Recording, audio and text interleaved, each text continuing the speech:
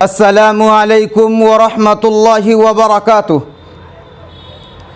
الحمد للہ رب العالمین والصلاة والسلام على شمس الہدایۃ والیقین وعلى آلہ واصحابہ الطیبین، اما بعد فاعوذ باللہ من الشیطان الرجیم، بسم اللہ الرحمن الرحیم۔ ان الدین عند اللہ الاسلام، صدق اللہ العظیم۔ میرے نہایت ہی واجب الاحترام بزرگوں اور دوستوں، میں حیران ہوں کہ اس مختصر سے وقت میں ایسے عظیم الشان موضوع پر کس طرح گفتگو کروں، اس کی کن کن خوبیوں کو بیان کروں اور کن کن خصوصیات کو نظر انداز کروں، اس کی علمی سرگرمیوں کا تذکرہ کروں یا اس کے مجاہدانہ کارناموں کی روداد سناؤں، سمجھ میں کچھ نہیں آتا کہ چھیڑوں داستاں کیسے، حالانکہ ہزاروں نغمے وفا کے ان کی لبوں پہ آ کر مچل رہے ہیں،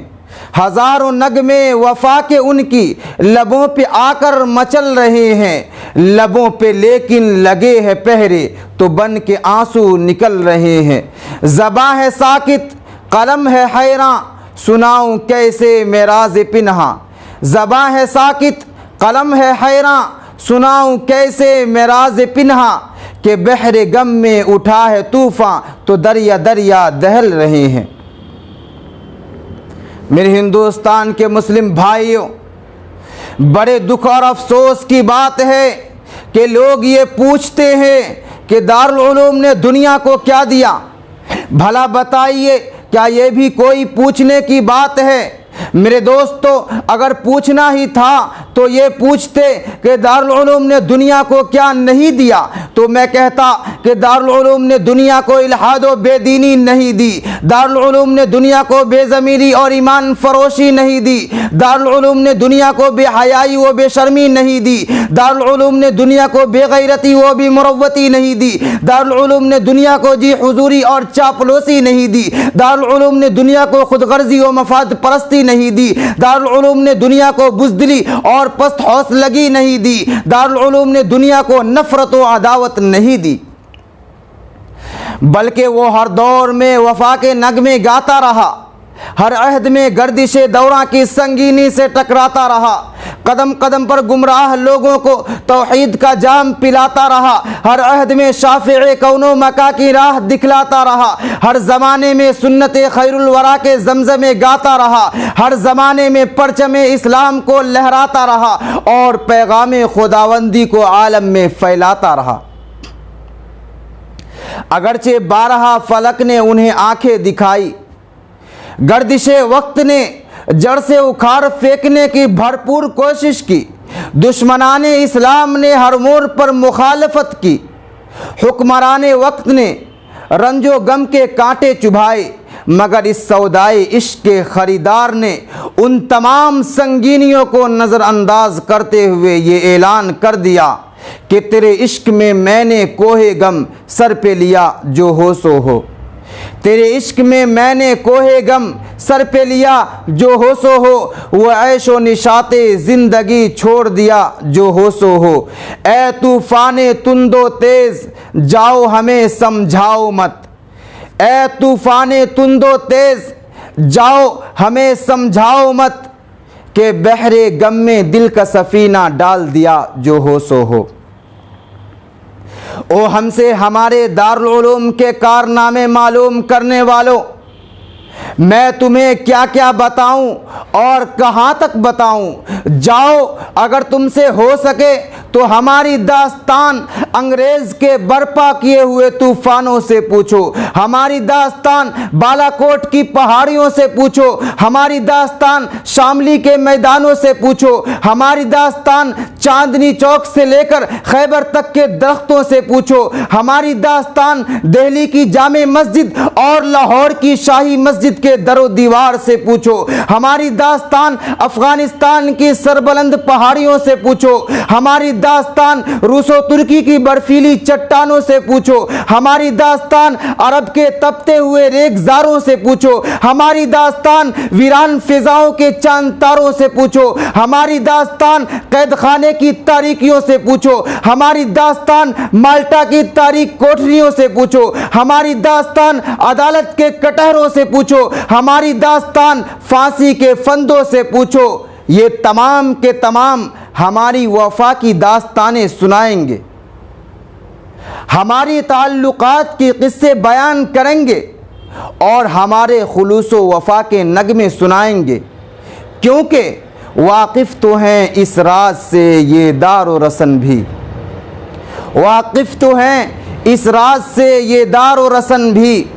کہ ہر دور میں تکمیل وفا ہم سے ہوئی ہے۔ میرے ہندوستان کے مسلم بھائیوں، لوگ یہ پوچھتے ہیں کہ دارالعلوم نے دنیا کو کیا دیا؟ میں دنیا والوں سے پوچھنا چاہتا ہوں کہ بتاؤ، دنیا کو شیخ الہند جیسا امام القائدین کس نے دیا؟ دنیا کو انور شاہ جیسا فخر المحدثین کس نے دیا؟ دنیا کو اشرف علی تھانوی جیسا مفکر و مدبر کس نے دیا؟ دنیا کو علامہ عثمانی جیسا خطیب کس نے دیا؟ دنیا کو کفایت اللہ جیسا مفتی اعظم کس نے دیا؟ دنیا کو مناظر احسن گیلانی جیسا بے مثال ادیب کس نے دیا؟ دنیا کو حسین احمد مدنی جیسا پیکر صدق و وفا کس نے دیا؟ دنیا کو عبید اللہ سندھی جیسا مرد مجاہد کس نے دیا؟ میرے ہندوستان کے مسلم بھائیوں، کیا یہ روشن حقیقت نہیں ہے؟ کیا یہ تاریخی صداقت نہیں ہے کہ دارالعلوم کے مقدس وطن سے ایسی عظیم الشان بے مثال ہستیوں نے جنم لیا جن کی شجاعت و بہادری کی قسم فاتحین اقوام کھاتے تھے، جن کی ہمت و مردانگی کی قسم سلاطین عالم کھاتے تھے؟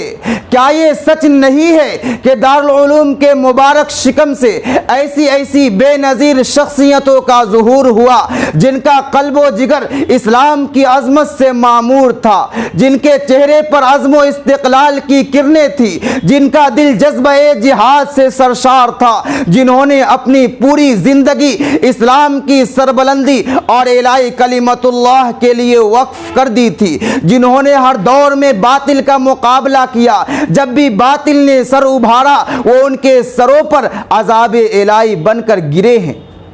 جب بھی باطل نے حق کو چیلنج کیا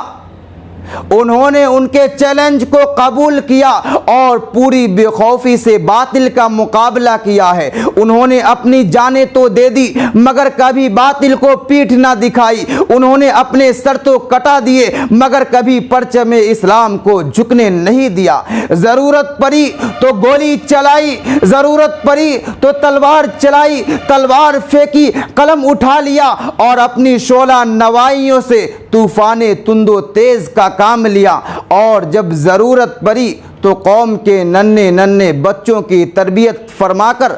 باطل کے لیے فولادی لشکر بنا دیا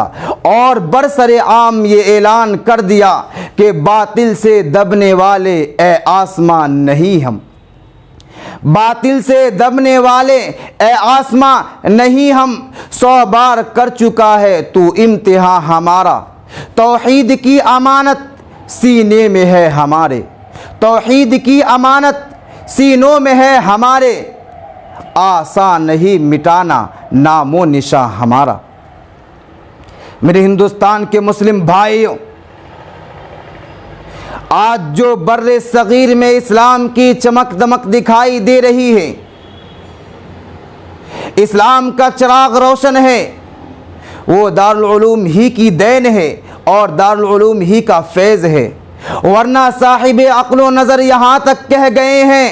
اگر دارالعلوم کی شکل میں ہندوستان پر احسان مصطفیٰ نہ ہوتا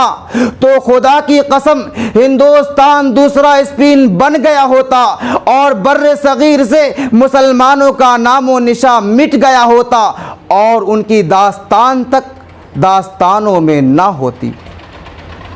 وآخر دعوانا ان الحمد للہ رب العالمین۔